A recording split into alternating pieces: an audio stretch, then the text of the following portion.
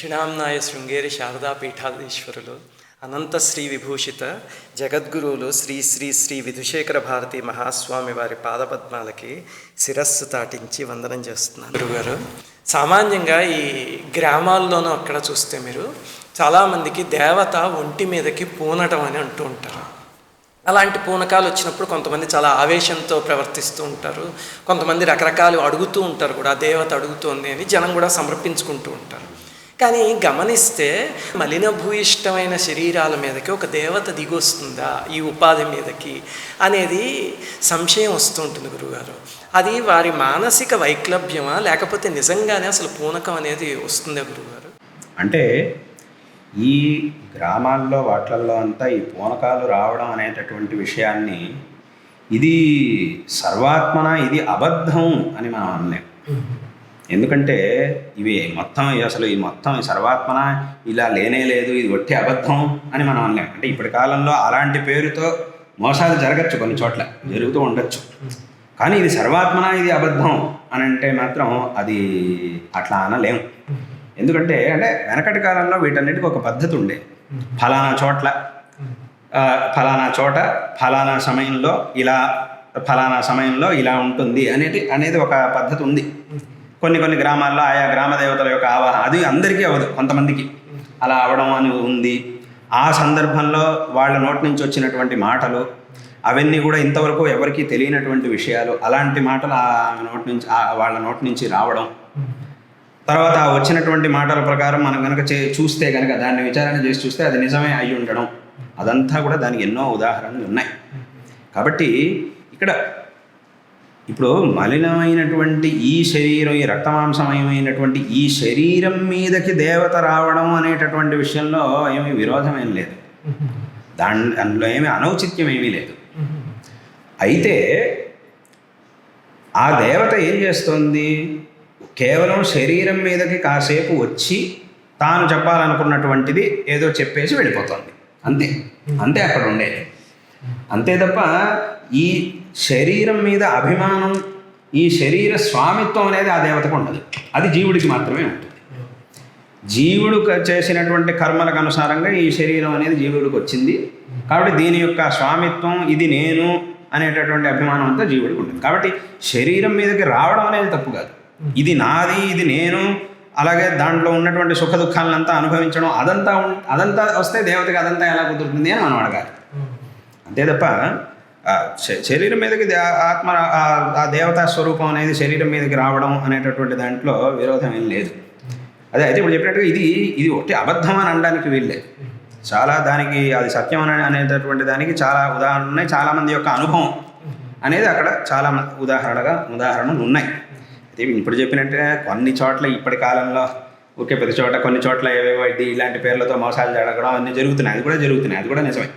చాలా చోట్ల మోసాలు జరుగుతూ ఉంటాయి, మనం వింటూ ఉంటాం దాని గురించి, అదంతా కూడా నిజమే. అలాగని దాన్ని పెట్టుకొని ఇది తప్పు అనడం మాత్రం తప్పు అనడం కుదరదు. ఇది దాంట్లో ఏదో ఒక విశేషం ఉంది. అలాగని ఇప్పుడు అందరికీ అలా అవ్వదు. కొంతమంది అదా దేవతా సంకల్పం అని మనం చెప్పాలి. కొంతమందికి మాత్రమే అలాగే ఎందుకు అని అంటే అదా దేవతా సంకల్పం అని మనం చెప్పాలి. కాబట్టి దానికి ఒక విలువ ఉంది. తర్వాత ఇప్పటి కాలంలో ఏమైందంటే ఆ విలువ పోయింది. ఎవరు పడితే వాళ్ళు ఏదేదో చేసేయడం, ఏదేదో చెప్పేయడం, చివరిగా ఏదో నాకు అక్కడ అలా చెప్పారు ఇలా చెప్పారు అనడం, అదంతా దాని విలువ ఒక రకంగా పోగొట్టేస్తున్నారు ఇప్పటి కాలంలో. అని వెనకటి కాలంలో ఒక చోట ఆ గ్రామాల్లో అన్ని చోట్ల ఆ గ్రామస్తులందరూ ఇలాంటి ఒక ఉత్సవం సమయంలో ఆ శరీరం మీద ఒక దేవతావేశం వచ్చినప్పుడు ఆ దేవత చెప్పినట్టుగా జరగడం, అదంతా కూడా చాలామంది చాలాసార్లు అనుభవించిన విషయమే. అదంతా చెప్పిన మంచిని అనుభవించారు, చెప్పిన చెడుని కూడా చాలామంది అనుభవించారు. అదంతా ఉంది. కాబట్టి అది సర్వాత్మన ఇది అబద్ధం అని మనం అనలేం. అదే అలాగనే దాని పేరు మోసాలు జరుగుతున్నాయి అనేటటువంటి విషయంలోనూ సందేహం లేదు, అది కూడా నిజమే, అలా కూడా జరుగుతోంది. అయితే దీనంతా మనం ఎలా తెలుసుకోవాలి, ఎక్కడ సరే ఏది నిజం ఏది? చాలామంది నన్ను అడుగుతుంటారు. ఇప్పుడు గురువులు అంటారు, ఎవరు సరైనటువంటి వాళ్ళు ఎవరు కాదు అనేటటువంటి విషయాన్ని అంతా మనం ఎలా తెలుసుకోవాలి అని కొంతమంది అడుగుతుంటారు. నేను వాళ్ళకి ఒకటే చెప్తూ ఉంటాను. ఇప్పుడు మీ పిల్లల్ని స్కూల్కి, కాలేజీకి, యూనివర్సిటీలకి చదువుకోవడానికి పంపిస్తూ ఉంటారు. ఇప్పుడు ఏ స్కూల్ మంచిది, ఎక్కడికి వెళ్తే మా పిల్లలకి చక్కటి విద్య దొరుకుతుంది, వాళ్ళు ఎంత చక్కగా తయారవుతారు అనేటటువంటి విషయం మీకు ఎలా తెలుస్తుంది? దానికి సంబంధించినటువంటి ప్రామాణిక వ్యక్తులు ఎవరైతే ఉన్నారో వాళ్ళని చక్కగా అడిగి తెలుసుకుంటున్నారు కదా. కాబట్టి దీంట్లోనూ అలాగే చెయ్యాలి. మీ పిల్లల్ని ఏ యూనివర్సిటీకి పంపిస్తే ఎక్కడ బాగా మంచి పాఠాలను ఎక్కడ చెప్తున్నారు, ఎక్కడికి పంపిస్తే మా పిల్లలు చక్కగా తయారవుతారు అనే జ్ఞానం మీకు పుడుతూనే వస్తుందా? రావట్లేదుగా.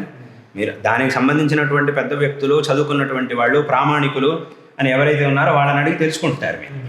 కాబట్టి ఇక్కడ అలాగే చెయ్యాలి మీరు. చేస్తే ఇప్పుడు కానీ అక్కడ మీకు ఆ శ్రద్ధ ఉంది, ఇక్కడ మాత్రం ఆ శ్రద్ధ లేదు.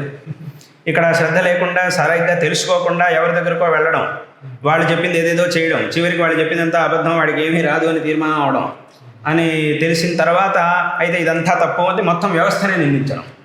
అసలు ఈ వ్యవస్థే తప్పు అని చెప్పి వ్యవస్థనే నిందిస్తూ ఉంటే అది వీళ్ళ తప్పు, వ్యవస్థ తప్పు కాదు. కాబట్టి ఇక్కడ మనం ఎలాగైతే మా పిల్లల్ని ఎక్కడికి పంపించాలి, ఎక్కడికి పంపిస్తే బాగుంటుంది అనే దాన్ని మనం ఎంత జాగ్రత్తగా చక్కగా తెలియదు. ఎంత ఖర్చు అయినా పర్వాలేదు. కొంతమంది అట్టగే చేసేది, ఎక్కడికో పంపిస్తున్నారు, ఎంతెంత దూరాలకు పంపిస్తున్నారు పిల్లల్ని. అంత దూరం పంపించేది ఎందుకు? అక్కడైతే చదువు బాగా ఊళ్ళో ఎక్కడో మనం ఇంటి పక్కనే ఉండే కాలేజీలోనే ఎక్కడో చేర్చకుండా ఎక్కడికో దూరానికి పంపించి అసలు అక్కడ ఎవరో ఏమిటనేది కూడా తెలియదు. అలాంటి ప్రాంతాలకు పిల్లల్ని పంపించి ఎందుకు చదివిస్తున్నారు పాపం? అంతమంది పాపం అలా పంపించడానికి, పిల్లల్ని అంత దూరం పంపించాలంటే కూడా బాధేగా తల్లిదండ్రులకి. అయినా కూడా దాన్ని అంతటినీ భరిస్తూ అంత దూరం ఎందుకు పంపిస్తున్నారు, అంత ఖర్చు చేసి ఎందుకు చదివిస్తున్నారు? అక్కడైతే వీళ్ళకి మంచి చదువు దొరుకుతుంది అనే నమ్మకం.